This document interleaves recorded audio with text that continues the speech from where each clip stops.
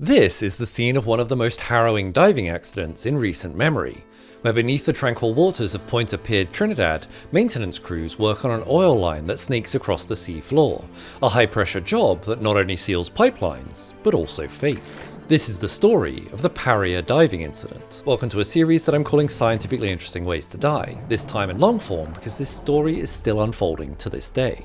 On February 25th of 2022, in the warm waters off the coast of Trinidad, 5 commercial divers are carrying out what should be a routine job on an underwater oil pipeline near a port facility. The team includes Christopher Boudram, Kazimel Jr., Yusuf Henry, Fazal Kurban, and Rishi Nagazar, all experienced divers. Their task was to make repairs at Berth 6, an underwater riser pipeline used by the Paria Fuel Trading Company. To do this, the divers were working in a hyperbaric chamber, an underwater habitat maintained under pressure to provide a dry working environment. As part of the repair, the crews must remove an inflatable plug inside the pipeline, inserted into the pipe to seal it and prevent remaining hydrocarbons from escaping out into the environment. Around 3 PM, GoPro footage captures Kazimel Jr. as he collects a wrench required for the removal of the plug, and hands it to Chris Boudram, who hands it off to another member of the repair team. As Kazimel Jr. begins to lift himself out of the water and onto the platform, his team begins to loosen the inflatable plug. But unbeknownst to them, the pipeline beyond the plug is essentially a vacuum. It has been drained of oil weeks earlier, leaving an empty space where temperature changes, trapped air, or the weight of the ocean itself had caused dangerously low pressures between the pipeline and the platform. This scenario is known as delta P, or differential pressure, where the pressure difference can generate thousands of pounds of force in an instant. The moment the plug loosened, the chamber was cast into chaos.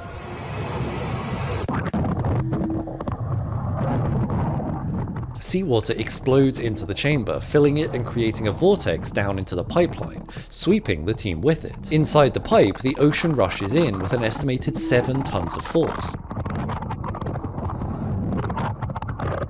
For 95 seconds, the divers are thrown about like ragdolls as they barrel through the metal walls of the pipeline. Just as their bodies begin to convulse as the oxygen in their lungs gives out, they skid to a stop. And slowly, the horror of their new reality sets in. They are entombed within a claustrophobic 30-inch diameter metal pipeline, 16 meters below the ocean's surface. Their eyes burn from the oil residue that still coats the interior of the pipe, and each breath stings their lungs from the remaining fumes. Within a second, it was like, oh, Nido, everything just spinning and beating you up, and it happened so fast. You couldn't react. I didn't even remember actually getting pulled in the pipe. I just remember going hurled through the pipe at unbelievable speeds. Couldn't hold my breath no longer, man.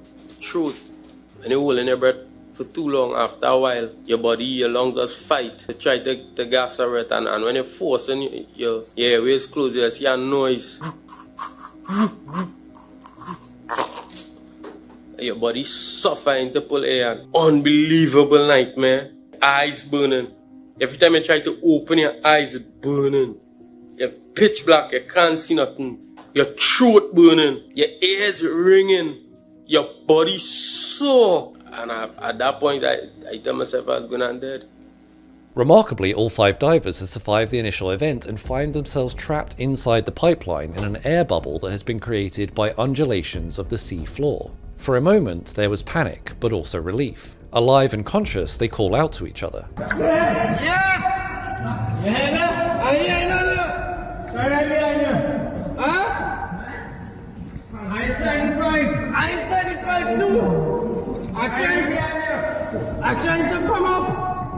Somewhere in the darkness, Chris Boudram realizes his left arm is badly hurt, possibly dislocated or fractured, as well as his ankle. The others call out with similar injuries. Guys, everything alright with you? No. Any limbs break? Your leg, alright. Yusuf, anything happen to you? Yeah, boy. What happened? Despite the pain, adrenaline kicks in. They must find a way out. But the divers don't know exactly how far they've been pulled or which direction they are now facing. One end of this pipeline leads back to the subsea habitat where they came from. The other way leads to Berth 5, an onshore refinery which has been firmly sealed due to the repairs. After some debate, they make their best guess at a direction and start to drag their battered bodies through the pipeline. As they do, they come across an oxygen tank, which they periodically take sips from to keep clean air in their system and fight off the impending nausea and delirium. The going is slow and tough, slipping against the pipe residue and injured by the trauma. Several of the men can only move for moments at a time before exhaustion sets in and they need to rest. They also start to notice another problem. The water level in the pipeline is slowly starting to rise as they head into a downward section of the line. They continue onward on their backs until Chris Boodram has only 6 inches of air remaining between his nose and the top of the pipeline. It is around this time that Chris comes across a second oxygen tank, but also a realization that they can't continue like this. Chris, still able to move forward, suggests that he will take one of the 2 oxygen tanks and push on to find help. We can't go no more further like this. There's a lot of water ahead. When you have 2 tanks, you're not sure if the tank is full. I make them understand the situation. Leaving the other 4 men behind in the darkness to rest in a small air pocket in the pipeline, sharing whatever breathable air remains. Chris uses his remaining good arm and legs to pull himself through the flooded pipeline. As the water fills the pipeline entirely, he flips over onto his front, pushing the tank ahead of him and starts to swim, not knowing if he's headed towards safety or deeper into trouble. Slowly, he starts to notice that it becomes harder and harder to draw air from the tank.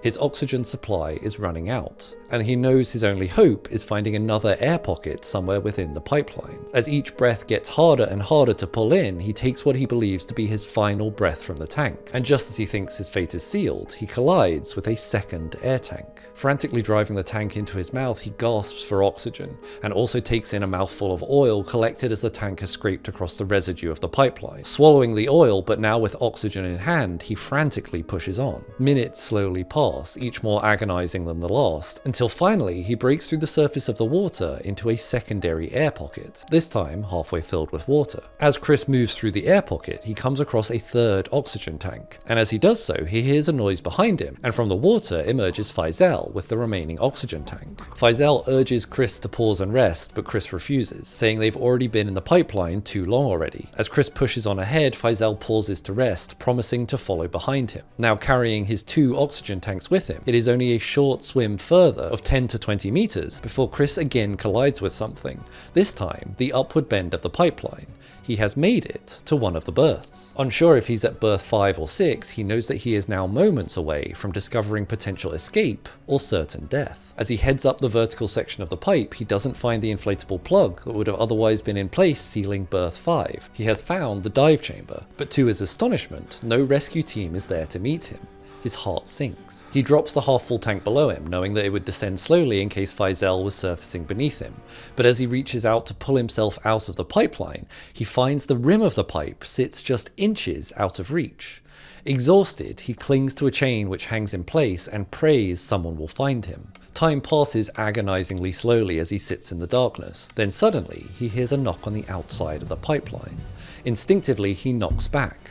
Close to blacking out, faint and exhausted, a light suddenly emerges into the dive chamber above, and at 6 PM, now more than 2 hours after the initial incident, Chris is finally pulled free. The crews on the dive barge haul him aboard, battered, covered in oil and coughing up water, but alive. He immediately tells the others that the 4 other men are still down there, alive as far as he knows, and pleads with them to mount a rescue immediately. Divers topside are gearing up to do just that. Several volunteers, including the son of one of the trapped men, are getting ready to go back down into the habitat and into the pipe, because with every passing minute, the available oxygen remaining in the pipeline dwindles. First, a short dive attempt is made to the bottom of the elbow, where the air tank Chris dropped is retrieved, and some accounts also tell of divers knocking on the outside of the pipeline at various points and hearing knocks back from the trapped men inside. But shockingly, it is at this critical moment in the rescue effort that it is halted. The officials in charge of Paria Fuel Trading, the company that operates the pipeline, decide it is too dangerous to send in rescue divers, as there is no commercial dive equipment available on site. Instead of an immediate rescue, a slow, cautious approach is taken, and despite the arrival between 6 and 7 PM of 2 further dive vessels, both fully equipped with commercial diving equipment, the company decrees a total ban on diving, fearing a secondary Delta P event could still occur. Around 8 p.m, bangs are heard on the pipeline near berth 5. Coming out the pipeline, we were hearing knocking. The divers were hearing knocking. Hearing of the accident, families of the divers now wait in the refinery car park, desperate for further news. Later in the night, the dive team bring in an ROV to the entrance of berth 6 and try and probe the pipeline to locate the men. This process takes several hours and ultimately fails as the ROV becomes tangled in one of the oxygen tanks remaining in the pipeline. At 2:30 a.m, now on Saturday, bangs are again heard at the riser of the pipe of berth 5. All through the night of February 25th and into the weekend, families and colleagues of the trapped men wait in agony for news. But the Paria Trading Company doesn't communicate with them. Hope remains firm that maybe the 4 divers found a stable air pocket and could survive for many further hours. Divers on standby are reportedly itching and ready to go, some even willing to take the risk and dive without official approval. An unsubstantiated claim suggests that Chris even tries to check himself out of the hospital to mount his own rogue rescue operation. But the command holds firm. No divers are allowed back in the pipeline, but equally, no alternative rescue attempts are being made. Finally, after hours of anguished waiting, a fateful plan is formed. The Paria Fuel Trading Company authorises the removal of the berth 5 blind flange, the seal at the mainland end of the pipeline. However, in the 13 hours that Kazim Al Jr., Yusuf Henry, Fazal Kurban and Rishi Nagazar have spent at the bottom of the pipeline, their bodies have now adjusted to the increased pressure of the environment, estimated to be somewhere between 2 and 3 atmospheres of pressure. This pressure is also what is holding the water in place and supporting the last remaining air pockets within the pipeline. At around 6 a.m, teams are ordered to remove the berth 5 flange, and just a split second, the pressure in the pipeline drops from 2 atmospheres to 1. Immediately, the water level in the berth 6 riser is seen to drop by about 11 meters, as the water rushes to redistribute through the pipeline, forcing out remaining air pockets and flooding it entirely. In this moment, the 4 trapped men's fates are sealed. Either they succumb to the effects of rapid decompression, as gas bubbles form in their blood supply, or alternatively as the air pockets collapse, they simply drown. We don't know what happened in between, but it wasn't until 6 p.m. that night, 12 hours later, that the families were notified that efforts had moved from rescue to retrieval. On Monday, 28th of February 2022 at around 6 p.m, the bodies of Kazim Al Jr., Yusuf Henry and Faisal Kurban were retrieved from the pipeline. The 4th diver, Rishi Nagazar, was retrieved a few days later in the early hours of Thursday, the 3rd of March. The later autopsies revealed that all trapped men had survived at least until Saturday morning, with one potentially surviving until Monday. Devastated by this outcome, an official commission of inquiry was convened in 2022 to investigate the incident. In late 2023, the findings it delivered were damning. The commission reported that Paria had no proper rescue plan in place for such an emergency, and that it had not made any real attempt at rescue. During the inquiry, Paria officials had stated that they had no legal responsibility to rescue the men once the accident had occurred, fearing exposing themselves and the company to greater liability. The commission condemned Paria's actions and inaction as amounting to gross negligence, possibly criminal. How would you rate the management of this incident on that day? Excellent. Thank you very much. 4 men died on an incident that you were to manage, and you consider that excellent. This stance, prioritizing liability concerns over the urgent life-saving efforts required, outraged many. It's a balancing act, right? It might be a different balancing act if it was your father that was in the pipe or your son. In September of 2024, charges were filed against the managers of the Paria Trading Company and Land and Marine Contracting Services, the company contracted by Paria to repair the pipeline. But just last week, in June of 2025, the Privy Council presiding over this case heard arguments that could determine whether anyone is ever held legally accountable. The statute of limitations for this case, the maximum time period after an event during which legal proceedings can be initiated, is 6 months. The criminal cases brought by Trinidad's Occupational Safety Agency fall outside the 6-month window following the 2023 Commission report. So this criminal case may be thrown out entirely on a technicality. As of last week, the Council has reserved judgment on this matter. In the end, the tragedy of the Paria diving incident serves as a stark reminder of what happens when the laws of physics meet human error, valor, and cowardice. Just as Mother Nature abhors a vacuum, we must abhor those who hold profits over people. Because everything inside me open and rescue going on. Everything inside me open and rescue was going on. Nobody was making an attempt to rescue me.